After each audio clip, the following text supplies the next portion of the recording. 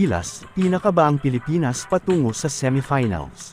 Magandang araw mga kapitbahay, welcome muli sa ating munting channel. Muli na namang binuhat ni Justin Brownlee ang Gilas sa kanilang makapigil-hiningang laban kontra sa Iran sa kanilang quarterfinal match sa pagpapatuloy ng 19th Asian Games Men's Basketball Tournament sa ZJU Gymnasium.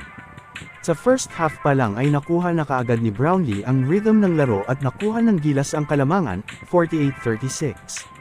Dahil maayos ang pahinga matapos maglaro lamang ng 8 minutes sa kanilang do-or-die game laban sa Qatar, si Brownlee ay pumukol ng 4 na 3 sa first half para makuha ang 12 points na kalamangan na umabot pa ng 21 points pagsapit ng third quarter. Nagbago ang ihip ng hangin pagsapit ng fourth quarter at nagpaulan ng 3 ang mga Iranian at sinabayan pa ng questionableng tawag na pabor sa Iran at nakalamang pa ng isa ang kalaban, 83-82.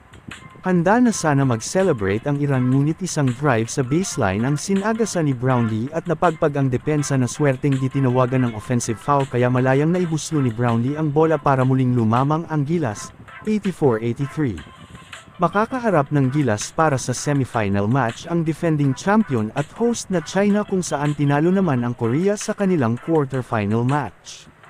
Umutok si Brownlee sa 36 points at nagsilbing mitya at tagabuhat sa kanilang panalo na naging dahilan upang makabalik sa Asian Games Final Four ang Pilipinas mula noong 2002.